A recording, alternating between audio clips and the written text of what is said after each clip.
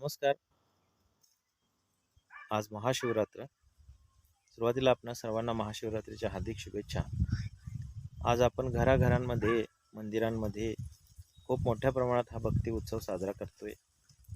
पण याचबरोबर शिवचरित्रातून आपल्याला बऱ्याच गोष्टी शिकण्यासारख्या आहेत, जीवनामध्ये अनुभव करण्यासारख्या आहेत आणि त्या संबंधानं हा व्हिडिओ मी बनवत आहे, आपणाशी संवाद साधत आहे. आपणा सर्वांना एक महत्त्वाची गोष्ट जी माहिती आहे ती अशी शिवांच्या संदर्भात, की त्यांनी जे समुद्र मंथन झालं देवदानवांच्या मध्ये, त्यातून अनेक गोष्टी निर्माण झाल्या. त्यापैकी एक होतं ते म्हणजे हलाहल, विष, जे कोणीच घ्यायला तयार नव्हतं, कारण ते विष होतं शेवटी. पण ते धाडस फक्त शिवशंकरांनी दाखवलं आणि ते पचवलं सुद्धा. त्यामुळे त्यांचं शरीर सुद्धा विषाच्या रंगामध्ये बदलून गेलं. असो, पण याच पद्धतीनं आपल्या जीवनामध्ये, मनामध्ये आपलं बरंचसं विचार मंथन चाललेलं असतं, जे एक प्रकारे चांगले आणि वाईट विचार यांच्यामधलं मंथन असतं. त्यातून बऱ्याचशा गोष्टी निर्माण होतात. बऱ्याच वेळेला त्यामधून नकारात्मकतेचं, क्लेशदायक, दुःखदायक अशा विचारांचा हलाहलसुद्धा निर्माण होतं. तर आपण सुद्धा हे धाडस दाखवलं पाहिजे आणि त्याला पचवलं पाहिजे, जसं शिवांनी केलं.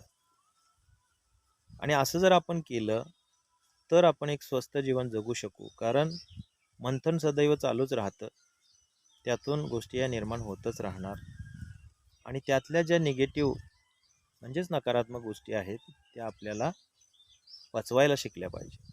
मग त्या आपल्या असतील, इतरांच्या असतील, कारण त्याशिवाय संबंधसुद्धा दृढ होणार नाहीत. त्याचबरोबर आपल्याला हेही माहिती आहे की शिवशंकराचं निवासस्थान हे कैलासावरती आहे, की जो कैलास आजपर्यंत कोणी सर करू शकलेला नाही, कोणी तिथं जाऊ शकलेलं नाही. तर याचा अर्थ असा आहे की आपण आपल्या मनाला अशा एका उंच ठिकाणी स्थिर केलं पाहिजे, एका अशा अवस्थेला ठेवलं पाहिजे जिथं कोणताही इतर नकारात्मक गोष्टी पोहोचू शकू नयेत, कोणीही आपल्या मनाला सर करू शकू नये, म्हणजे ते आपल्याच ताब्यात राहील. त्याचबरोबर शंकरांना सदैव ध्यानस्थ दाखवलं जातं. सर्व जगाचा कारभार जरी ते बघत असले तरी स्वतः मात्र ध्यानस्थ असतात. तसं आपण सुद्धा जीवनामध्ये सर्व काही करत असताना स्वतःची मानसिक अवस्था मात्र त्यांच्यासारखीच ध्यानस्थ ठेवली पाहिजे, म्हणजे सारं पाहून सुद्धा आंतर आत्म्यामध्ये किंवा अंतर्मनामध्ये आपण शांत राहिलं पाहिजे. त्याचबरोबर शिवांच्या बाबतीमध्ये आपल्याला हेही माहिती आहे की ते खूप उग्र स्वभावाचे आहेत आणि एकीकडे भोळे सुद्धा आहेत. तर तार्क काय सांगतो की आपल्या जीवनामध्ये पण दोन्ही गोष्टी घडणार, काही चुकीच्या किंवा नकारात्मक गोष्टींना आपल्याला तोंड द्यावं लागणार, काही चांगल्या सुद्धा गोष्टी घडणार, परंतु सगळ्यामध्ये आपण स्थिर राहायला शिकलं पाहिजे, हा महत्त्वाचा भाग आहे. त्याचबरोबर शिवशंकरांच्या बाबतीत जी एक खूप मोठी कथा प्रचलित आहे, त्यांची आणि त्यांच्या भक्ताविषयींची त्यांची जी काही प्रीती आहे, कळकळ आहे, ती दाखवणारी कथा म्हणजे ऋषी मार्कंडेय यांची कथा. ती कथा अशी सांगतात की ऋषी मार्कंडेय यांना अकाली मरण होतं, त्यांच्या दैवामध्ये तसं लिहिलेलं होतं. पण ते लहानपणापासून शिवांची खूप भक्ती करायचे.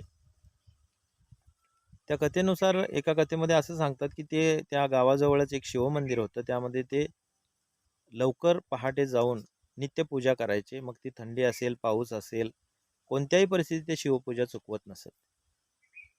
आता त्यांचं जे अकाली मरण होतं ते काही चुकणार नव्हतं आणि यांची पूजाही यांनी कधी चुकवली नाही.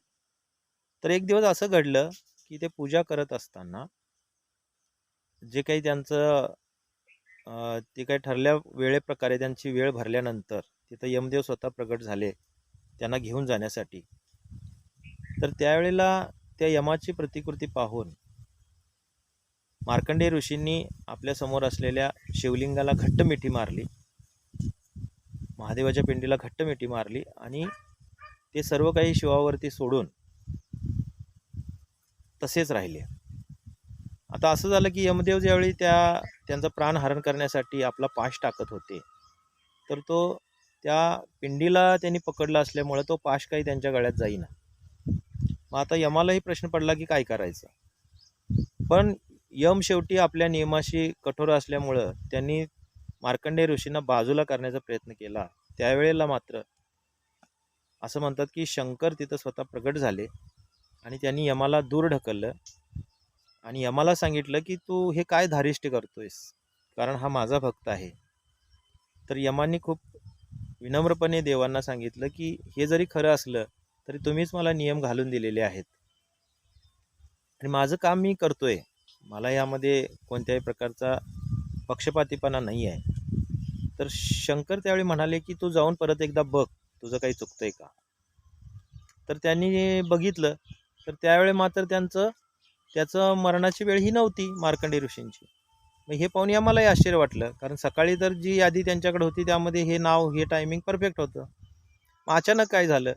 मग हे विचारण्यासाठी जे विश्वाचे निर्माते आहेत असं ज्यांना म्हटलं जातं, ब्रह्मदेव, त्यांच्याकडे ते जातात आणि ब्रह्मदेवांना म्हणतात की तुम्ही जर असं करायला लागला तर मग हे काम चालणार कसं, कारण सकाळी तर इथं मरण होतं आणि आता अमरण आहे. तर त्यावेळेला ब्रह्माजींनी सांगितलं की जरी तसं असलं तरी ते माझ्याही वरती शिवशंकराचं शक्ती आहे आणि त्यांच्या जर मनात असेल, त्या भक्ताची इतकी भक्ती असेल तर त्याचं जन्म मरण हे तेच ठरवू शकतं. आणि हे पाहून यमदेव सुद्धा नतमस्तक झाले आणि अशा प्रकारे ऋषी मार्कंडेय आज आपल्या भक्तीमुळे अजरामर झाले, चिरंजीव बनले.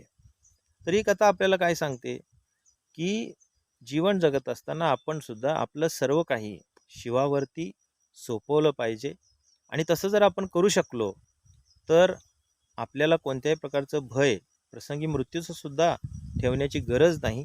म्हणूनच त्यांना महाकालेश्वर सुद्धा म्हटलं जातं, म्हणजे काळांचाही काळ म्हणजेच शिव. तर अशा पद्धतीनं त्यांचं गायन आपण ऐकत असतो, बघत असतो. त्याचबरोबर शिवशंकराला आपण बेल वाहतो. बेल वाहण्याचं मुख्य कारण जे आहे ते जरी कथांमध्ये वेगळं असलं तरी आपल्याला माहिती आहे की बेलाला 3 पानं असतात. तार्किकदृष्ट्या याचा अर्थ काय होतो की आपण जर तन मन धन संपूर्णपणे शिवावरती अर्पण केलं तर आपली सर्व जबाबदारी ही त्यांची राहते आणि निश्चितच त्यातून पुढचं जे जीवन आहे ते खूपच दिव्य आणि भव्य असं बनतं. आपण कदाचित एक श्रेष्ठ जीवन जगू शकतो. तर अशा प्रकारे काही गोष्टी मला ज्या सांगता आल्या त्या मी सांगितल्या. तुम्हालाही काही गोष्टी माहिती असतील तर तुम्ही कमेंटमध्ये त्या सांगू शकता. बाकी हा व्हिडिओ पाहणाऱ्या सर्वांना पुन्हा एकदा शुभेच्छा. धन्यवाद.